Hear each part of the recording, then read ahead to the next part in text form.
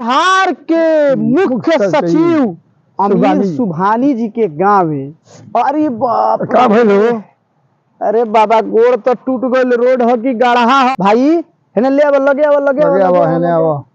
लगे आवा। ओ इधर टेम्पू पार होता, देखिए ई गढ़हा में। अरे पलटल पलटल पलटल पलटल पलटल हट ला फेकू बाबा का कहतनी ये प ए पर मतलब कि का कहल जा तनी भैया नमस्कार प्रणाम।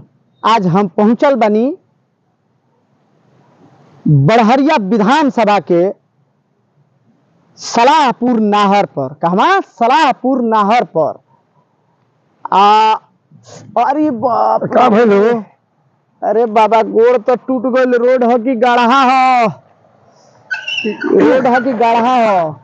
नहीं तो गढ़हा हो हमनी के गइल बा। पहुंचल बनी सन बाबा गंडक नहर के किनारे। जी हाँ, सबसे बड़का बात ई बा, हई रोड रुए देखत हई हमारा पीछे।